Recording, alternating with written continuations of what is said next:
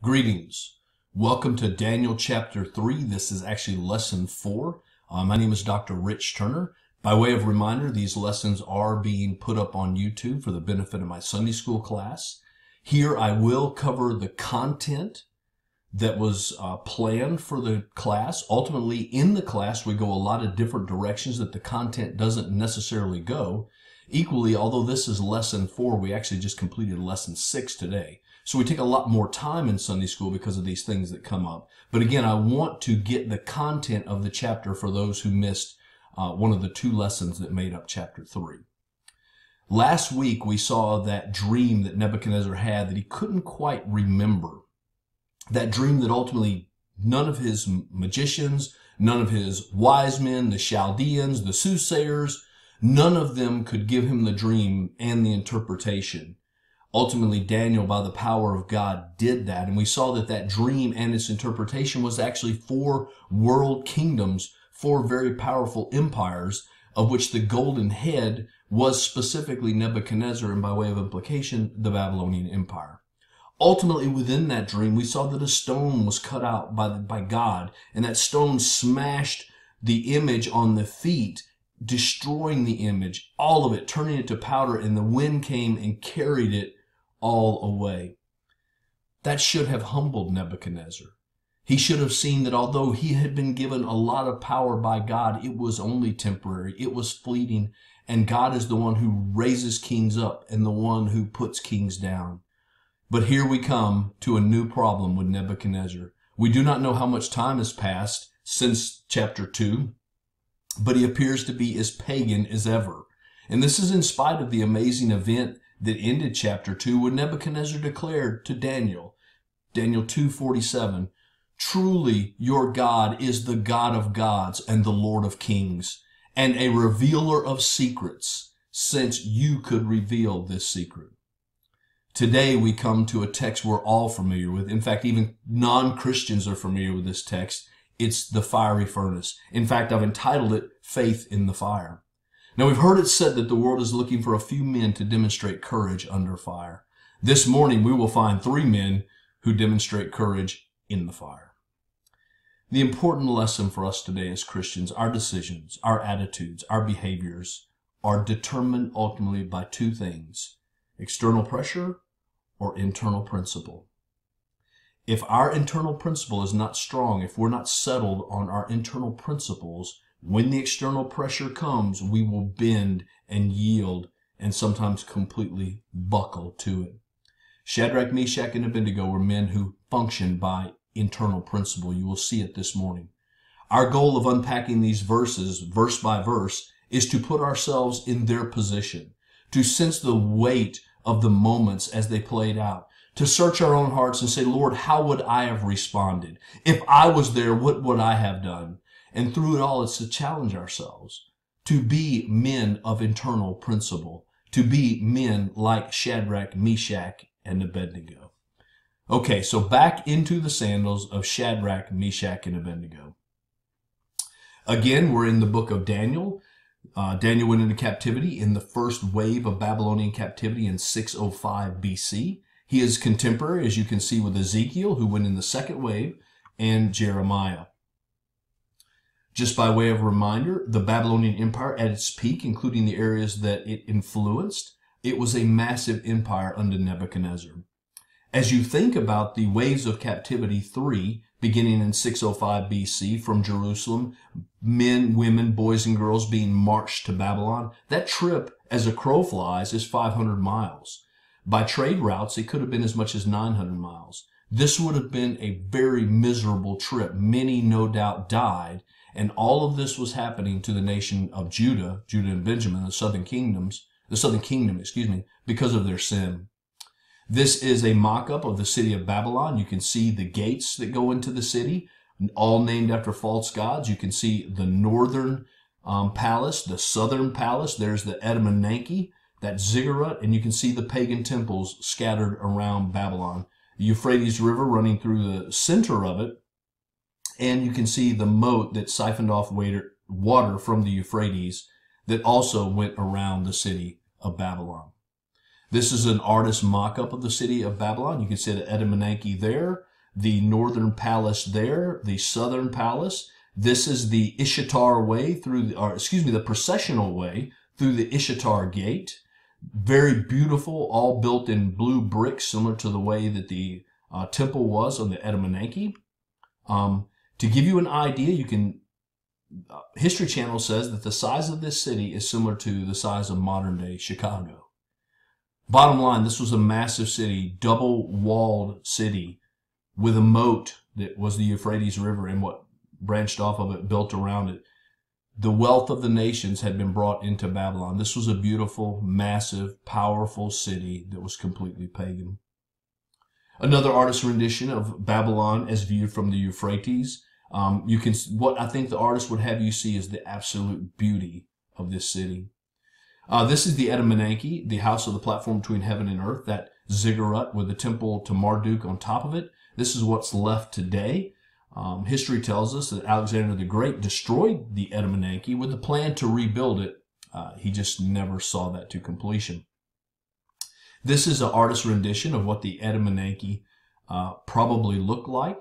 Again, many scholars believe most of this building was present when Nebuchadnezzar arrived. The only thing he did was repair it and build this blue brick temple to Marduk on the top of it.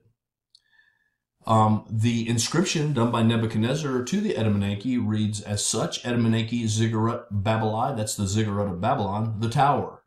The eternal house I have completed its magnificence. The most ancient monument of Babylon. Now stop there for a moment. Again, the best idea is that this was the original Tower of Babel, left in disrepair, left for many years, and Nebuchadnezzar restores it and then puts the temple on top of it.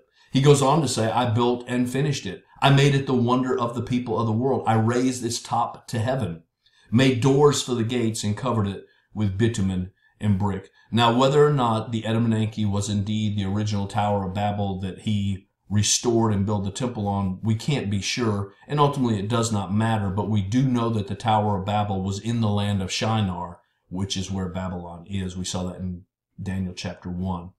So now, Daniel chapter 3, let's get going. Nebuchadnezzar, the king, made an image of gold whose height was 60 cubits and its width 6 cubits. He set it up in the plain of Dura, in the province of Babylon. And King Nebuchadnezzar sent word to gather together the satraps, the administrators, the governors, the counselors, the treasurers, the judges, the magistrates, and all the officials of the provinces, to come to the dedication of the image, which King Nebuchadnezzar had set up.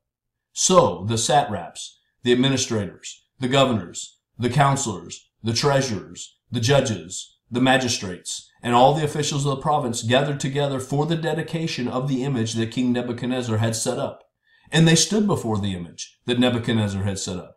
Then a herald cried aloud, To you it is commanded, O peoples, nations, and languages, that at the time you hear the sound of the horn, flute, harp, lyre, and psaltery in symphony with all kinds of music, you shall fall down and worship the gold image that Nebuchadnezzar has set up.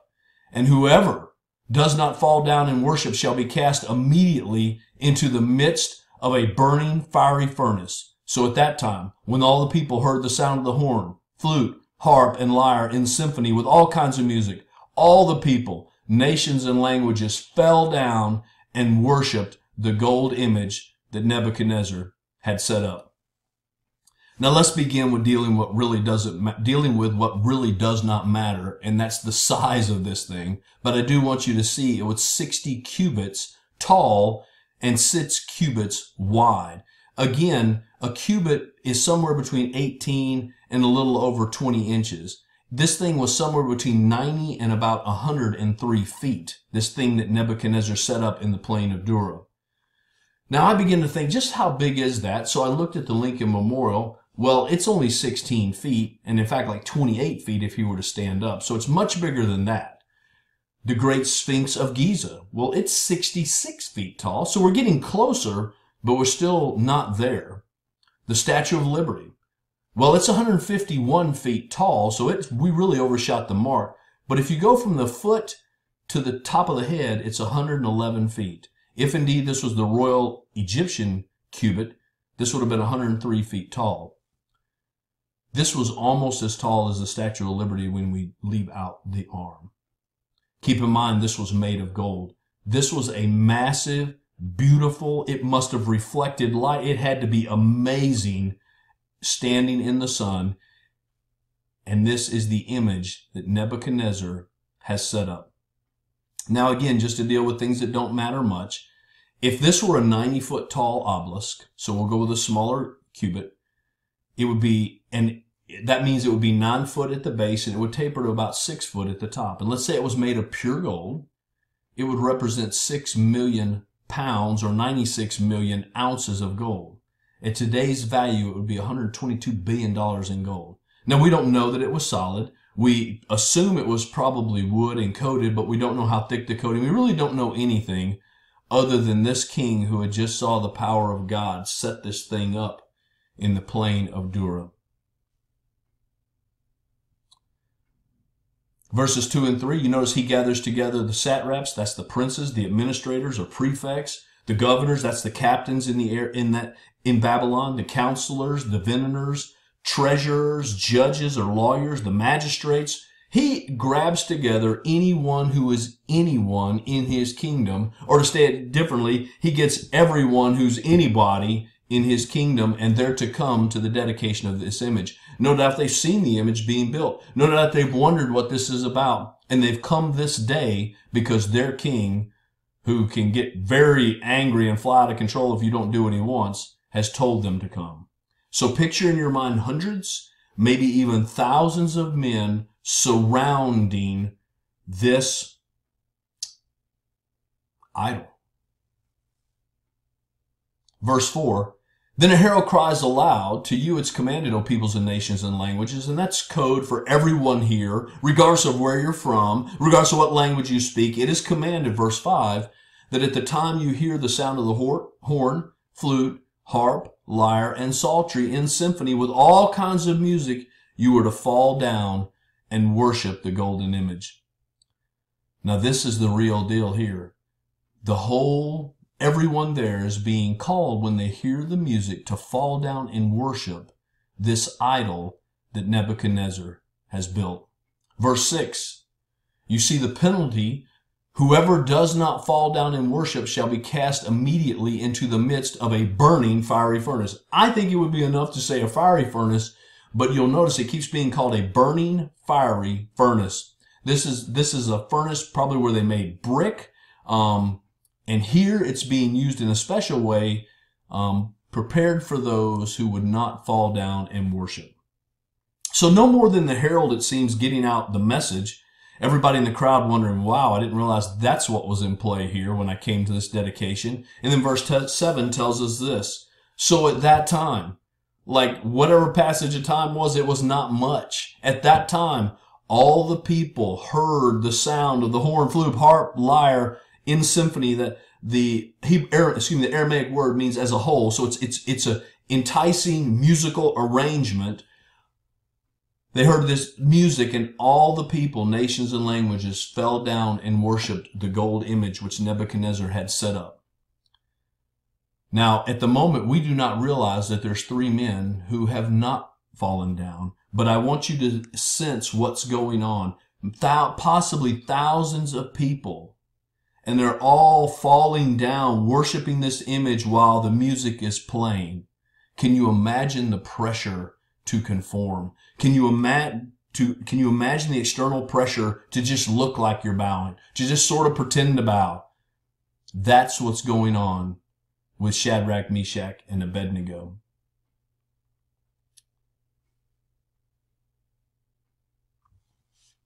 I got this off the internet. I think this sort of sums up probably what it looked like. Everyone down except for the 3. And you can see a couple men going, hey, what are you doing? What are you doing? Now, one of the questions I get, well, where was Daniel? We do not know.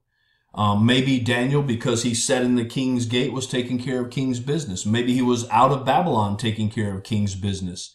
Maybe the king did not require him because he was so high in authority to come to this event.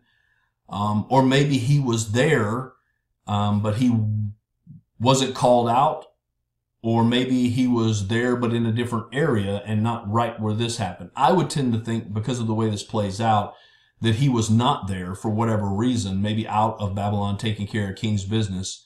But that doesn't matter. The Holy Spirit wants us to see that Shadrach, Meshach, and Abednego have not been riding the coattails of Daniel. They are young men of faith. They're exactly what Hebrews 11 portrays them as. Let's pick up in verse 8. Therefore, at that time, so again, they're still out there on the plains of Dura. It's at that time that the music plays. It's at that time everyone falls down. And it's at that time certain Chaldeans come forward and accuse the Jews. They spoke and said to King Nebuchadnezzar, O king, live forever. You, O king, have made a decree that everyone who hears the sound of the horn, flute, harp, lyre, and psaltery in symphony with all kinds of music shall fall down and worship the golden image. And whoever does not fall down and worship shall be cast into the midst of a burning fiery furnace. There are certain Jews whom you have set over the affairs of the province of Babylon, namely Shadrach, Meshach, and Abednego. These men, O king, have not paid due regard to you. They do not serve your gods or worship the golden image that you have set up. So we see no time passes at all, and immediately these Chaldeans, who were no doubt jealous because Shadrach, Meshach, and Abednego, newcomers to Babylon, have been put in places of authority. They're no doubt envious because these recently arriving in Babylon, maybe just completing the 3-year training a short time ago, are already over them. And here they come to bring an accusation against them. You notice what they say in verse 12. There's certain Jews whom you set over the affairs of the province of Babylon. That is true. At the end of chapter 2, Nebuchadnezzar did do it. They named them, and then they tell them the charge. O king, they have not paid due regard to you. They do not serve your gods or worship the golden image that you have set up. Now, number one, let's walk through these real quick. They've not paid due regard to you. That's absolutely false. In fact, we have every indication that they have done just the opposite. They've been perfect counselors for the king. He elevated them because they were involved with Daniel in the interpreting of the dream. And we have every reason to believe that Nebuchadnezzar had a fantastic relationship with them and that they had served him with all their might. They had served him like he was Yahweh because they saw that in serving him, they were being obedient to their God. And as long as their service was not calling them to disobey their God, they were going to serve him with their whole heart. So that is false. Charge number 2, that they do not serve your gods. That is definitely true. And charge number 3, they do not worship the golden image that you have set up. Charge number 3 is also true. Now I want you to see in verse 8, the Bible tells us that these Chaldeans came forward to accuse the Jews. The Aramaic word literally means to chew up. They had come forward to chew up these Jews, to eat their lunch. They brought the charges. They've leveled them against these men, and they are attempting to push Nebuchadnezzar into throwing these 3 men into the fiery furnace that he promised anyone who did not fall down and worship him would go to. Verse 13. Then Nebuchadnezzar in rage and fury. We see this again about Nebuchadnezzar, a classic lost person. He's insecure and he's angry. He's fearful and he flies into a rage. He's controlled by his emotions. And here he's looking at thousands who have fallen down and worshiped this image, and 3 trusted counselors have not. And this causes him to fly into a rage and a fury. This is an egomaniac. So he gave the command to bring Shadrach, Meshach, and Abednego. So they brought these men before the king. Nebuchadnezzar spoke, saying to them, Is it true, Shadrach, Meshach, and Abednego, that you do not serve my gods or worship the golden image which I have set up? Now if you are ready, at the time you hear the sound of the horn, flute, harp, lyre, and psaltery in symphony with all kinds of music, and you fall down and worship the image which I have made, good. But if you do not worship, you shall be cast immediately into the midst of a burning, fiery furnace. And then he asked the question, and who is the God who is able to deliver you from my hands? Whoa, Nebuchadnezzar, you're about to see this, God. I got news for you. But let's walk through this. So we saw he flies into a rage there in verse 13. He calls for them, they come. And then in verse 14, this is interesting. If this had been anyone else, I suspect Nebuchadnezzar would have just thrown them into the fiery furnace. But it was because it was these trusted counselors. It was because these men who he had worked very closely with. It was because these men he probably trusted. Instead, he asked them, is it true? Now notice, he does not say that you do not regard me. He only asked the other two charges, if they're true, that they do not serve his gods or worship the golden image. You know why he didn't ask the first one? Because he had already rejected the first Chaldean charge. He knew these men paid due regard to him. He knew these men served him. He knew these men served him like they were serving God. But now the other two were legitimate questions. Now here they are.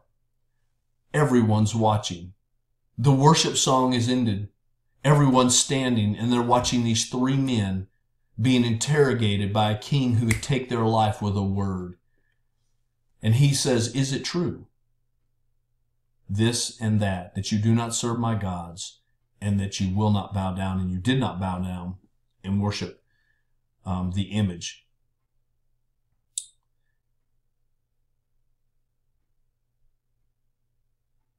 Verse 16. Shadrach, Meshach, and Abednego answered and said to the king, O Nebuchadnezzar, we have no need to answer you in this matter, if that is the case. Our God, whom we serve, is able to deliver us from the burning fiery furnace, and he will deliver us from your hand, O king. But if not, let it be known to you, O king, that we do not serve your gods, nor will we worship the golden image which you have set up. So Shadrach, Meshach, and Abednego answer the king, and look at their answer. We don't even need to answer you on this matter. They could have said like this, King, you framed it up right. We have nothing more to add to that. Or they could have framed it up this way, King, everything you just said is absolutely correct. We have no defense, nor are we trying to defend.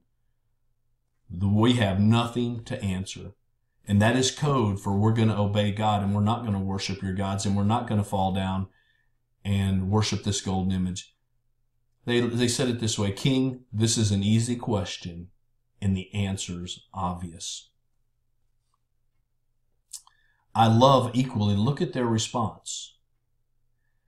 So we have no need to answer you, but if it is the case that we're going to be thrown into this fiery furnace, verse 17, our God, whom we serve, is able to deliver us from this burning fiery furnace. Did you hear what they just said? They said, the God we serve is able to deliver us from this fiery furnace. We don't have to go through this. And he will deliver us from your hand. Now, ultimately, whether it's in this life or the next life, that is absolutely true. But then look at verse 18. But even if he does not, but if not, let it be known to you, O king, we do not serve your gods, nor will we worship the gold image that you have set up. Now, again, this is men. These are three men who are being driven by internal principle because the external pressure is immense. Everyone is watching. The king has said, you're going to be killed. And these humble servants of Yahweh who have served Nebuchadnezzar with their whole heart up until this second are now bold spokesmen for Yahweh. And they said, we will not bow down. Verse 19. Then Nebuchadnezzar was full of fury, and the expression on his face changed toward Shadrach, Meshach, and Abednego. He spoke and commanded that they heat the furnace 7 times more than it was usually heated. And he commanded certain mighty men of valor who were in his army to bind Shadrach, Meshach, and Abednego and cast them into the burning fiery furnace. Then these men were bound in their coats, their trousers, their turbans, and their other garments, and were cast into the midst of the burning fiery furnace. Therefore, because the king's command was urgent and the furnace exceedingly hot, the flame of the fire killed the men who took them up. Who took up Shadrach, Meshach, and Abednego. And these 3 men, Shadrach, Meshach, and Abednego, fell down, bound, into the midst of the burning fiery furnace. Now, before I say a word, we just had an obvious answer. God does not intend to deliver them from the burning fiery furnace. They find themselves in it. And guess what? God does not intend to deliver us from all of our trials and all of our tribulations and troubles. So let's see when, like Shadrach, Meshach, and Abednego, he chooses not to deliver us from them. Let's see what he does and what is available to us. Now, the words used here in these verses, the Aramaic words, give a picture that more than likely the kiln looked like this. That this was a big kiln. It was fed from the top. So there was an area where you opened on top. You lowered the materials into it. In this case, you could lower Shadrach, Meshach, and Abednego or push them into it. And then the king would sit out here, or people would sit out here and be warmed by it. In this case, the king is out here.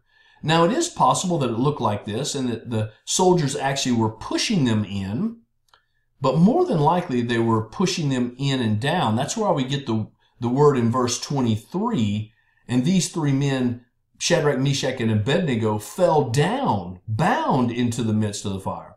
Or if you look at verse, let's see, where is it?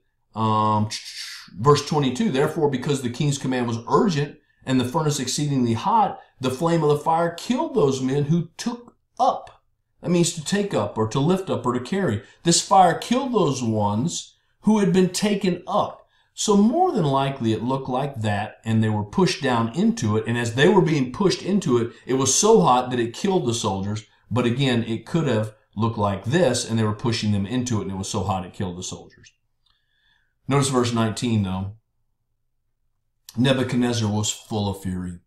His expression changed. Again, he was trying to reason with these servants of his. He was trying to reason with these counselors, these wise men, these men he trusted. But because they would not bow to his idol, he flies off in a rage and gives an unreasonable command to heat this furnace as hot as it'll go. Couldn't have been 7 times more hot than it was usually heated. It was probably usually heated somewhere around 2,000 degrees. You're not going to get a whole lot. You're not going to get 7 times that hot. But the idea is that he wanted it super hot. Now, truthfully, this is how anger can make you stupid. If he was trying to prolong their agony, he would have cooled it down. Let them sort of roast for a while. Let them slow cook. Let them hide in the corner. You drop them in this thing where it's so hot glass melts, they're just going to be instantly destroyed. But again, he's in a rage. And so he orders some of his soldiers in verse 20 to bind them. So these soldiers bind them in all their festive attire. You can see that in verse 21. Their coats, their trousers, their turbans, their outer garments. They don't take anything off. They just bind them to throw them in. Now this does remind us that these men, Shadrach, Meshach, and Abednego, showed up in a way that they intended to honor the king. I suspect they had on some of their best clothes. They were they were wearing a beautiful coat. They had nice trousers, and they had one of their nicer turbans on. They had an outer garment. They're not rebels without a cause. These are men who are serving Nebuchadnezzar like they're serving the Lord. And only when that service requires them to disobey God do you find them doing what they're doing. Ultimately, this fire killed those soldiers who had delivered them, and Shadrach, Meshach, and Abednego fall down headlong into the burning, fiery furnace. And it appears, it's certain, God is not going to save them from the fire. Verse 24. Then King Nebuchadnezzar was astonished, and he rose up in haste and spoke, saying to his counselors, did we not cast 3 men bound into the midst of the fire? They answered and said to the king, true, O king. Look, he answered, I see 4 men loose, walking in the midst of the fire, and they are not hurt, and the form of the 4th is like the Son of God. Now, I just got this off the internet to give you an idea. Picture this furnace that's superheated. Nebuchadnezzar's outside to watch this spectacle. And as he watches it unfold, as he sees his soldiers on top screaming and on fire and falling off the roof, and this is all mayhem and chaos, they go in. He's expecting their garments to immediately flash and the fire to intensify. But instead, we see in verse 24 that Nebuchadnezzar is astonished. The idea there is not so much astonished. He's alarmed and he's startled. And he jumps out of his seat. He was probably on a small throne there. He rises up in haste and he looks at his counselors and he says, did we not cast 3 men bound into the fire? Well, you understand why he's asking that, because of what he says next. So they say, "True, Lord." Then he said, "Look, I see 4 men, and they're not bound. They're walking in the fire. And they're not just walking, they're not even hurt. And oh, one more important thing, there's a 4th one, like the Son of God."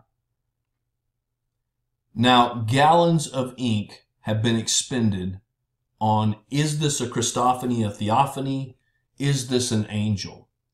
Number one, personally, I believe it's a Christophany or a theophany. I believe it is a pre-incarnate appearance of God in human form. But it doesn't matter, even if it is an angel, like Nebuchadnezzar will say in a moment. God is protecting his children. God is in the midst of the fire with his child. That's the lesson, whether he does it through an angel or whether he does it in himself. But I must confess unto you that I believe it's God in the midst of the fire. My wife's favorite verse in the whole Bible, Isaiah 43, 2-4. When you pass through the waters, Jehovah says, Yahweh says, I will be with you. And through the rivers, they shall not overflow you. Why? Because he will be with you. When you walk through the fire, you shall not be burned, nor shall the flame scorch you. Why? Because he will be with you. He goes on in verse 3 to say, I am the Lord, your God, the Holy One of Israel, your Savior. We'll stop there in the middle of verse 3 just to get to a quick, grab a New Testament application. When we stand with the Lord, regardless of how hot the furnace, we will find that God is with us, and we will find that our obedience, the fact that we followed our internal principles, is rewarded with sweet fellowship with him that we would not have known otherwise. And that's exactly what happened to Shadrach, Meshach, and Abednego. So here, what happens next is almost comical. Verse 26, then Nebuchadnezzar went near the mouth of the burning fiery furnace. You can picture him. He's sort of hunkered down. He's trying to get his eyebrows singed. And he speaks and he says, Shadrach, Meshach, and Abednego, servants of the Most High God, come out and come here. Then Shadrach, Meshach, and Abednego came from the midst of the fire. And the satraps, administrators, governors, and the king's counselors gathered together, and they saw these men on whose bodies the fire had no power. The hair of their head was not singed, nor were their garments affected, and the smell of fire was not on them. You can picture this in your mind. This man who was just in a blind rage and fury seconds ago is now at the mouth of this fiery furnace going, Shadrach, Meshach, and Abednego, servants of the Most High God, please come out of the fire and come here. And you can picture as they walk out of the fire, the 4th man vanishes into background. The 4th man, having been with them through the fire, his job is now complete for the moment. And we see Shadrach, Meshach, and Abednego. And look at verse 27. And the satraps, the administrators, the governors, the king's counselors gathered together. You can picture this mob of 1,000, 1,500, all these people called onto the plains of Dura, and they're here around Shadrach, Meshach, and Abednego now, and they see these men on whose bodies the fire had no power. The hair of their head was not singed, nor were their garments affected. In fact, the smell of fire was not even on them. Let me tell you what has also happened. Because Shadrach, Meshach, and Abednego have walked by faith, God has honored that walk and glorified himself to thousands of pagans. You want to know how to reach the world? Walk by faith. And God will do something. God will show up and God will show out in our lives if we will walk by faith with him. These young men had no idea this would ever happen. Sweet fellowship with God because they followed their internal principles. And now Yahweh God in Babylon is being exalted, is the true and living God. Not even the smell of fire was on them. That's rather amazing. You can bet there were whispers. Hey, look, their eyebrows aren't even burned. Hey, look, the garments, even the fringes aren't burned. And can you imagine what all these men, and if there were women present, but more than likely it was all men, what all these men said when they got home. Can you imagine the story when they recounted their day?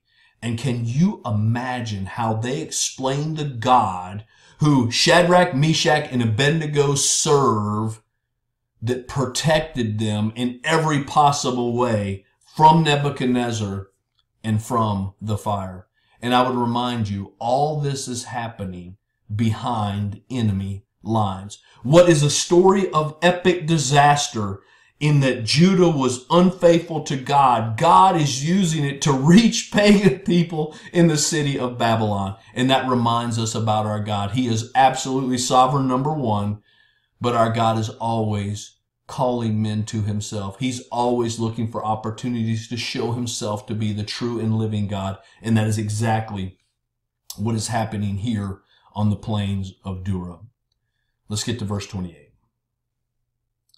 And Nebuchadnezzar spoke, saying, Blessed be the God of Shadrach, Meshach, and Abednego, who sent his angel, and again I told you that, he would say angel later, and delivered his servants who trusted in him. And they have frustrated the king's word, and yielded their bodies, that they should not serve nor worship any god except their own God. Therefore I make a decree, Nebuchadnezzar says, that any people, nation, or language, that sounds familiar, that's how this started, any people, nation, or language, except this is a decree that any people, nation, or language who speak anything amiss against the God of Shadrach, Meshach, and Abednego shall be cut in pieces, and their houses shall be made into a ash heap. The idea there is an outhouse, a latrine, because there is no other God who can deliver like this. Then the king promoted Shadrach, Meshach, and Abednego in the province of Babylon. Now, as we look at the end of this story, verse 28, what amazed Nebuchadnezzar was 2 points. He saw Yahweh's power, and we must admit, if we were there in anyone's sandals that day, we would have seen the power of God in a most amazing and compelling way. But he saw something else. He saw real faith. He saw men who put their life on the line not to disobey their God. He saw the power of God, but he saw what real faith looks like. The simplicity, the childlike faith and trust in their God of men who were captives. And Nebuchadnezzar said, Blessed be the God of Shadrach, Meshach, and Abednego. He sent this angel who delivered his servants who trusted in him. Man, no truer words could be said. That is exactly what happened. One would think this was a crowning moment for Nebuchadnezzar. One would think he has come to a real relationship with Yahweh God here.